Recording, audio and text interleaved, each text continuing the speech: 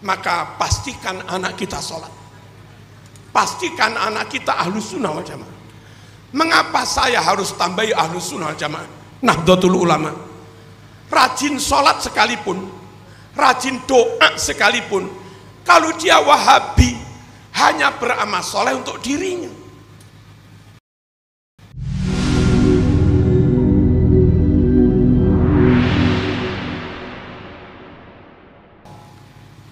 Kita ini kapan mati nggak tahu, umur panjang apa pendek nggak tahu.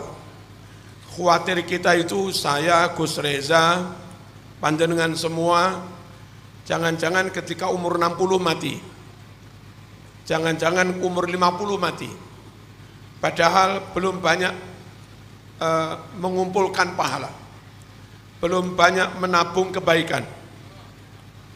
Kadang sudah menabung kebaikan kena hasud hilang, sudah menabung kebaikan kena kemungkaran nanti juga hilang, sudah menabung kebaikan mencibir orang lain, menghina orang lain, mengumpat orang lain juga hilang.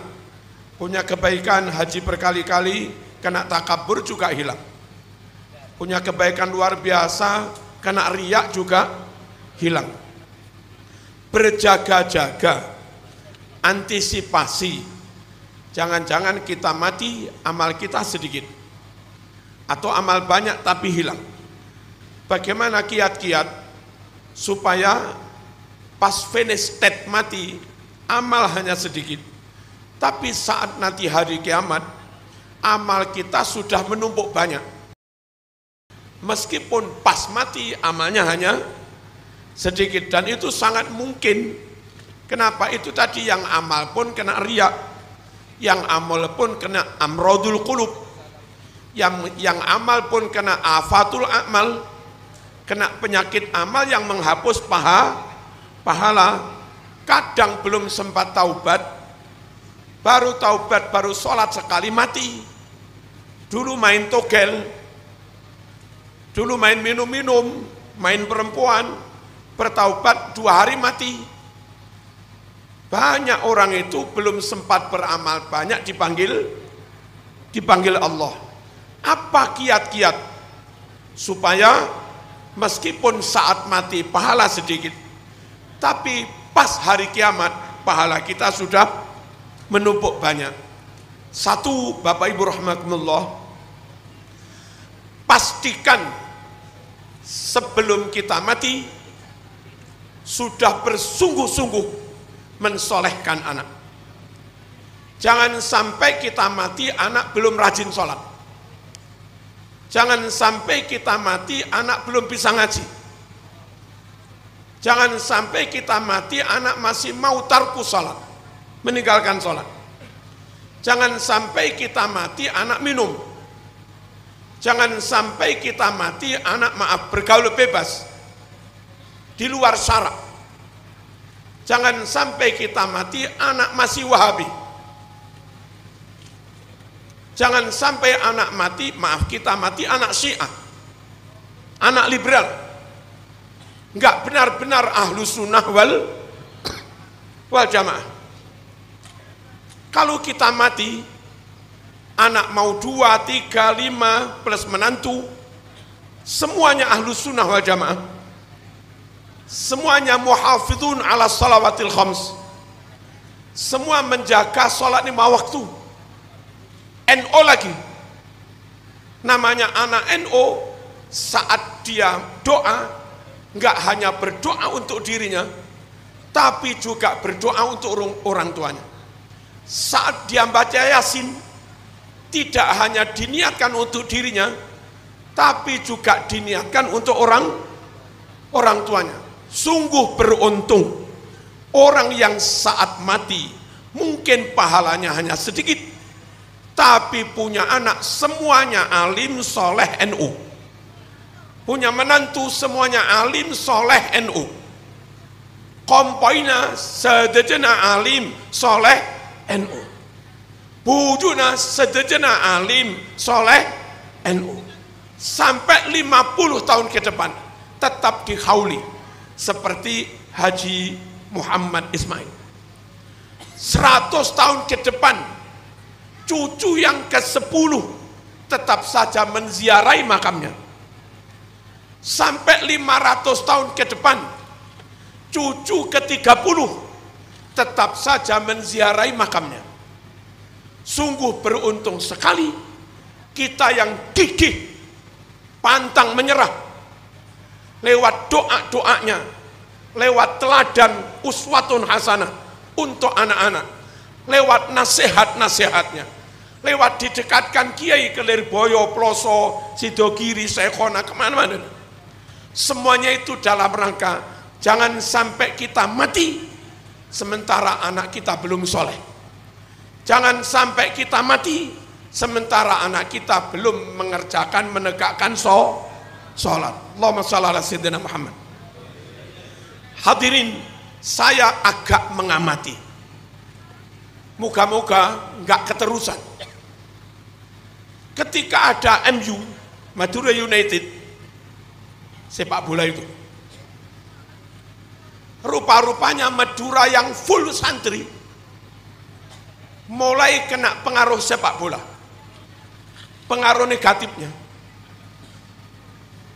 supporter Madura United itu perkiraan saya ada 15.000, bisa lebih. Kick off jam 3, mulai sepak bola jam 3, belum salat asar.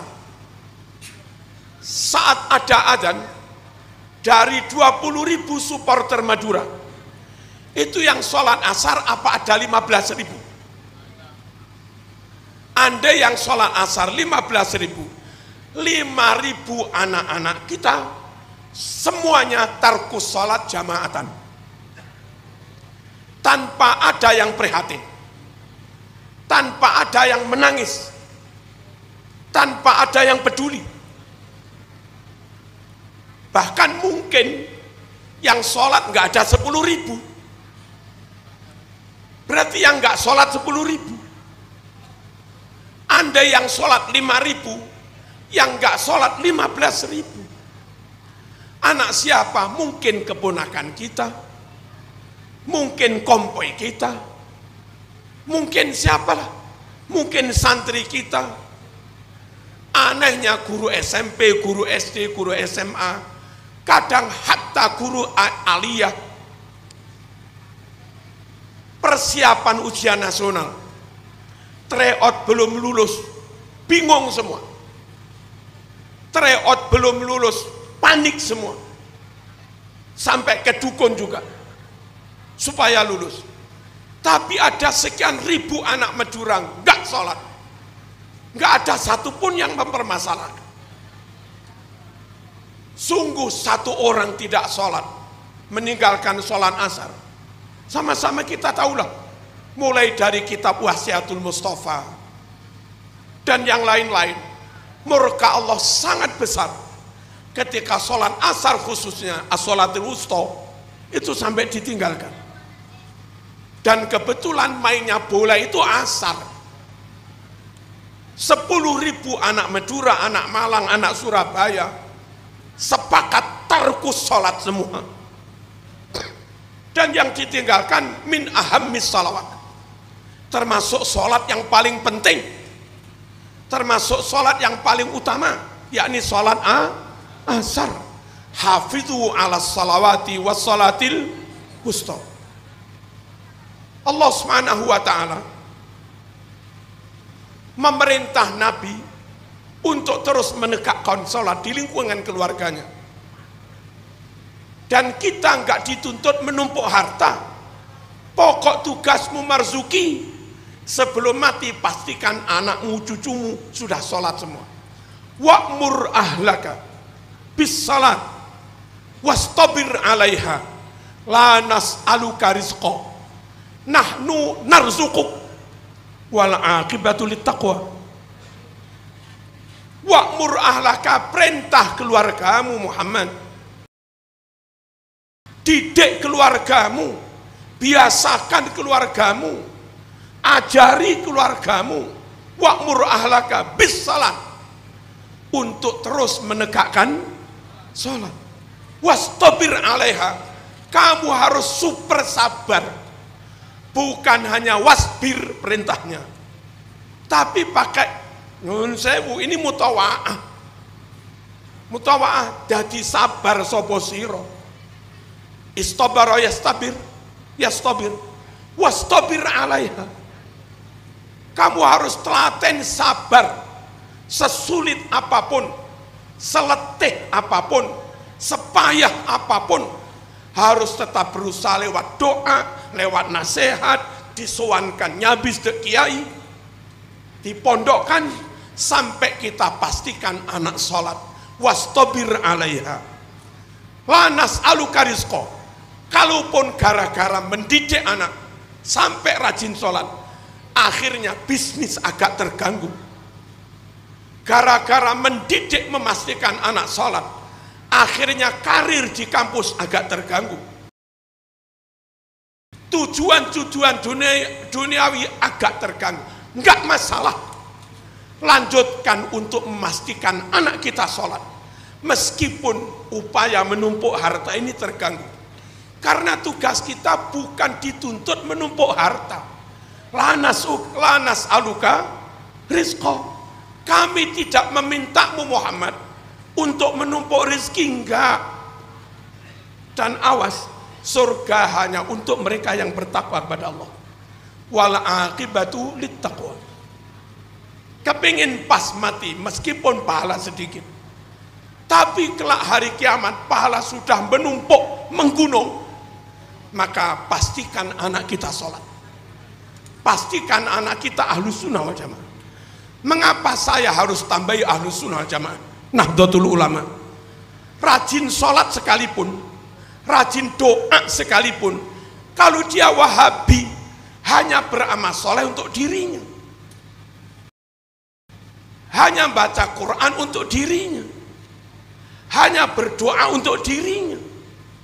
Lain kalau anak kita ya soleh ya ahlus sunnah, ya soleh ya NU, maka di samping berdoa untuk dirinya, pastilah waladin solihin, waladin solihin, ya do'ulah, pasti dia juga mendoakan orang tuanya. Allahumma shalli ala sayyidina Muhammad. Mereka teman-teman sahabat di luar NU seringkali kalau sambutan dalam kematian ndonga dewe-dewe, apa ini? Amal dewe-dewe, ganjaran dewe-dewe, doa hanya untuk dirinya, amal hanya untuk dirinya, pahala hanya untuk dirinya, diniatkan dikirimkan orang lain nggak nyampe. Kalau anak kita kayak begini, rugi kita memondokkan. Sampai Arab, sampai mana, habis puluhan juta, ternyata saat berdoa hanya berdoa untuk dirinya. Pastikan anak kita alim, soleh, ahlus sunnah wal jamaah. Dan nanti ketika ambil mantok, apa ini mantok? Mantok, nyare mantok, ya. Mau kaya, mau tidak miskin, yang penting NU. Mau kaya atau tidak miskin, pada. Jangan sampai hanya karena maaf terpikat, tertarik dengan kekayaannya, akhirnya rumus alim soleh NU ini kita tinggalkan. Kami tempo hari pernah diundang acara reuni keluarga, ngobrol, rokok, ngopi begini. Saat acara dimulai, saya pegang mic, mulai ila hadrati. 1-2 orang-orang ini keluar. Saya tersinggung. Apa salah saya?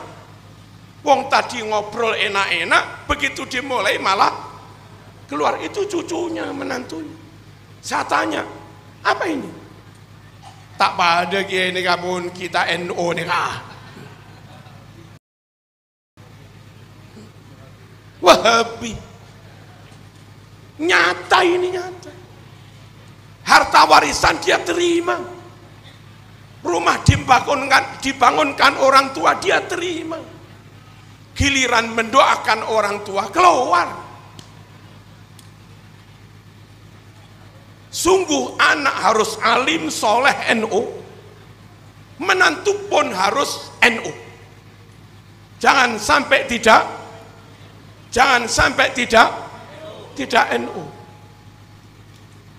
Gara-gara punya menantu tidak NU, posisi anak kita putri kalah dengan suami.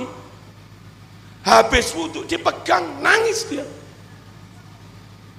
Putri kita yakin itu batal, suaminya nggak batal, pegang lagi, nangis. Nanti saat menyekolahkan anak, cucu kita kan anaknya, anak kita kepengen TK Musliman NU, anak kita kepengen RA Musliman NU, tapi menantu sampean yang nggak NU itu pilih sekolah yang lain. Begitu juga SD-nya. Dari satu menantu ini lahir cucu 5 tidak NU semua. Dari cucu 5 lahir buyut 25 tidak NU semua. Sungguh rugi kita tinggalkan warisan untuk mereka karena mereka nggak mau mendoakan orang tuanya. Allahumma shalli ala sayyidina Muhammad. Dan setelah dinikahkan, barangkali anak atau menantu jadi dosen ITS, dosen UNER, UINSA, atau apa? Bangkalan namanya UTM, kok ATM, UTM. Mohon orang tuanya kalau membelikan rumah di lingkungan kampus, pastikan setelah diteliti, diperiksa lingkungan yang kita akan beli rumah di situ, itu lingkungan rumah yang maaf masjidnya NU, ada beduk, ada mimbar, ada tongkat, ada TPQ, ada manakib, ada yasin. Jangan ngawur. Kita nggak bimbing anak NU, menantu NU, beli rumah sendiri di Citraland, harganya 2 miliar, nggak ada masjid, nggak ada musola, yang ada gereja. Setiap saat dengar kelontheng. Bahaya. Anak cucu hidup di lingkungan kayak begitu, puluhan tahun nggak pernah dengar adzan, bahaya. Puluhan tahun nggak pernah dengar manakib, sholawat tiba, terus apa? Simtuduror tahlila, bahaya. Nah, kadang kita ini gaya sok modern. Oh, anak kami di Citraland. Oh, anak kami di apa? Padahal lingkungan itu sama sekali jauh dari syariat, jauh dari kategori Islami. Atau ada masjidnya tapi Wahabi. Anak cucumu bertahun-tahun hidup di situ. Mau alumni Ploso, Lirboyo, Sidogiri. Kalau nyatanya 50 tahun hidup di situ, setiap taraweh 8, nanti pulang ke Sampang ya 8. Setiap subuh tanpa kunut, 50 tahun di perumahan begitu, pulang ke Sampang kunutnya ya hilang. Hari-hari 5 waktu diimami tanpa basmalah, meskipun alumni pondok salaf. Pulang ke sini lama-lama bismillah nak disolehkan ala thoriqati Nahdlatul Ulama. Yang kedua dicarikan menantu yang sama-sama Nahdlatul Ulama. Kalaupun bikin rumah untuk anak, teliti lingkungan oke, NO, banyak manakib, ada pengajian, ada maulid, kiainya juga dekat, beli di situ. Makanya Nabi bersabda, al-jar qabla dar. Al-jar qabla dar. Dahulukan Anda memeriksa tetangga, dahulukan kamu meneliti tetangga, cocok barulah membeli rumah. Jangan beli rumah dulu baru melihat tetangga, salah. Terlanjur beli rumah ternyata banyak anjing, apa susah. Terus soal lingkungan kerja, mau di Freeport, mau di Pertamina, mau di mana-mana, mohon kira-kira kalau kerja di situ dengan gaji 50 juta kula syahr, dengan gaji 60 juta kula syahr, akidah anak kita selamat apa enggak? Kalau anak kita keterima di Freeport, ngebel dulu sama Gus Reza. Gus mungkin punya kenalan di Papua, di Timika. Tolong dong kenalkan anak saya dengan ketua PDNU Timika. Kalau itu bisa, is okay, fadol. Kerja di Freeport, gaji 50 juta, sekaligus masuk pengurus PDNU di sana, selamat. Tapi kadang orang nggak mikir begitu. Begitu ada janji 50 juta, berangkat sudah. Setiap sholat tanpa wirid, setiap subuh tanpa kunut, kerja di Freeport sampai pensiun 30 tahun, abalik dek Sampang, berubah sudah, hilang sudah. Paham nih Kang? Mohon, ayo kita kejar dunia, boleh, tapi jangan sampai ke NU-an, Ahlus Sunnah wal Jamaah, sholat jangan sampai itu ditinggalkan. Dan sekali lagi mohon maaf, kita itu begini, ada titik-titik rawan masyarakat meninggalkan sholat. Satu, sepak bola. Yang kedua, musafir. Jarang sekali musafir itu menjaga sholat. Kereta api dari Malang Matarmaja, kira-kira 10 rangkaian gerbong, per gerbong 80 orang, berarti 800 penumpang berangkat dari Malang sampai Gambir Jakarta. Itu kalau saatnya sholat. Yang sholat per gerbong, satu gerbong 80, yang sholat nggak ada 10. Mereka jilbaban, mereka kadang sudah haji abah, sudah haji umi sudah, tapi nggak sholat juga, alasan repot macam-macam. Padahal kalaupun mau jaga bisa. Saya biasa pergi kok, tahu saya kereta itu kalau di Jogja berhenti ada sekitar 10 menit. Nah saat di Jogja kita niat, oke, zuhur asar sudah sholat, lalu jamak takhirnya nanti maghrib isya di di 10 menit itu cukup bagi orang yang memang memperhatikan sholat. Sebelum kereta berhenti, kita sudah wudhu, maaf, di kamar mandinya kereta itu. Begitu berhenti, isya 2, maghrib 3, hanya 5 rakaat, itu 6 menit selesai sudah. Idza sahhatin niyat wa tahassabil. Asal ada niat, Allah memberi jalan. Perkara kita nggak ada jalan, susah repot ya. Emang nggak niat. Yang repot lagi perjalanan umroh, yang sholat nggak ada 50%. Di pesawat itu loh, kru pesawat mengumumkan para jamaah masuk waktu subuh. Itu yang bangun sholat nggak ada 50%. Pura-pura tidur. 1 jam berikutnya diumumkan, para jamaah mohon kerjasama, meja dikeluarkan, kru kami akan bagi sarapan pagi. Aja kekabi pun. Kenapa diumumkan sholat subuh nggak ada 50% yang sholat? Lalu diumumkan lagi, insya Allah setengah jam lagi pesawat akan mendarat di Juanda. Mereka yang belum sholat, maaf, belum cebok juga, masih peper, istinja tok, istijmar tok, masih kotor sini, belum sholat, belum wudhu, belum sikatan. Begitu diumumkan setengah jam mendarat, langsung nih.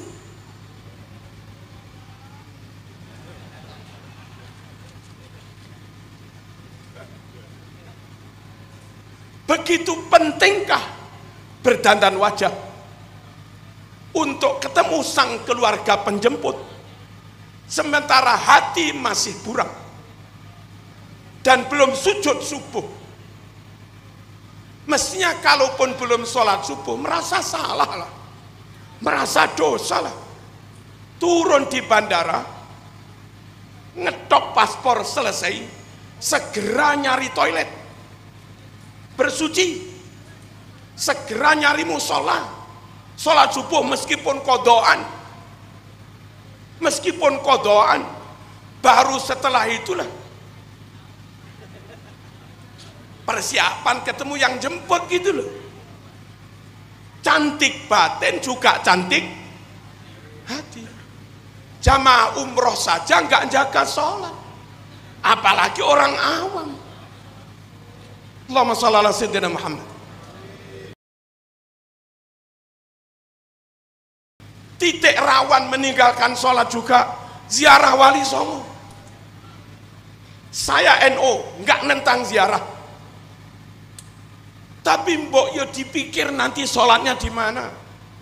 Dari awal di random itu sudah ada. Nanti insya Allah kita akan jamak takdim duhur asar. Nanti di Cirebon misalnya, di masjid ini terencana dengan baik. Nanti kita akan jamak takhir maghrib isya di sini terencana dengan baik. Dan ustadz yang membawa jamaah Wali Songo ini mohon meneliti jamaah satu persatu. Kalau ada yang nggak sholat, mohon didatangi. Kenapa Bu nggak sholat? Rukuh kami najis. Ibu-ibu mohon ziarah wali 6 hari, bawa baju 12, persiapan ganti baju. Kenapa bawa mukna hanya 1? Dan ketika mukna 1 najis, nggak sholat. Harusnya kalau untuk persiapan ganti baju, bawa baju sampai 12, setidaknya bawa mukna 4 atau 5 lah. Berangkat sampai pulang tidak pernah meninggalkan sholat. Dan andai bawa mukna 1 di Demak atau di Bonang, itu banyak orang jual rukuh, paling harganya 100.000. Apa beratnya membeli mukna dan tetap sholat? Ini ziarah Wali Songo itu sunnah, gara-gara kesunatan fardu ain ditinggalkan. Sepenting-penting sabuk, ya lebih penting sarungnya. Kalau orang ribet dengan ziarah yang sunnah, sampai sholatnya terbengkelai ditinggalkan, itu sama dengan orang ribet menata sabuknya, padahal belum sarungan. Orang belum pakai katok, belum pakai celana, belum pakai sarung, ribet sabuk. Apa enggak begini? Amin. Sampel. Ayo kita ku anfusakum wa ahlikum, naruh ukuran minimal, pastikan anak kita iman, Islam, dan minimal ahli sholat, dan tetap Nahdlatul Ulama, ahlus sunnah wal jamaah. Yang kedua, Bapak Ibu rahimakumullah, sekiranya ada rezeki, minimal nabunglah untuk daftar haji. Kalaupun nggak bisa haji, minimal umroh, minim. Kenapa harus haji, harus umroh? Haji umroh itu kesempatan emas untuk menumpuk pahala sebanyak-banyaknya bagi mereka yang mungkin nggak sempat beramal banyak. Haji itu murah, 2 juta, 4 juta bisa. Caranya gimana? 4 juta belikan kambing. Kambing kecil-kecil 500-an. Dapat kambing 8. Dipelihara 1 tahun. Jual pas hari raya kurban. Lakulah 2 juta, 16 juta. Dibelikan anak sapi yang limusin. Dipelihara 2 tahun. Jual 30 juta. Daftar haji sudah. Perkara kita nggak daftar, emang nggak niat sih. Asal ada niat bisa kok nabung dikit-dikit.